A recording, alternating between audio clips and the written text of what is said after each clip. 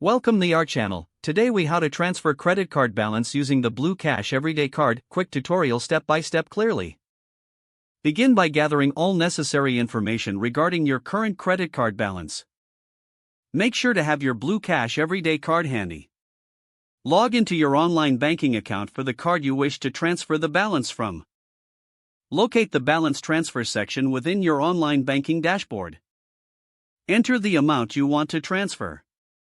Provide the details of your Blue Cash Everyday Card. This will typically include the card number, expiration date, and security code. Review the balance transfer terms and conditions. Keep an eye on any fees associated with the transfer. Confirm your balance transfer request. After confirmation, monitor your original credit card for the transfer completion. This process usually takes a few days.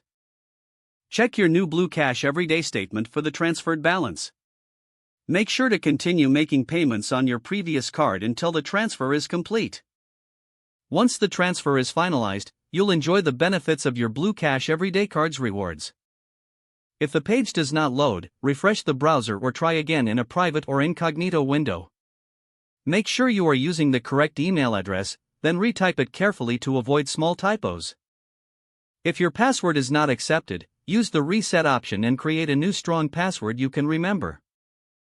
Check your spam folder for verification or security emails, then complete any requested confirmation steps.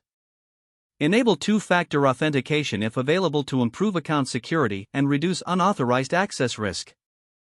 After signing in, review your profile details so your contact information and settings are accurate and current. If you see an error message, note it down and try again after restarting your device and internet connection. Log out when you finish, especially on shared devices, to keep your account and payment information secure. If the page does not load, refresh the browser or try again in a private or incognito window. Make sure you are using the correct email address, then retype it carefully to avoid small typos. If your password is not accepted, use the reset option and create a new strong password you can remember.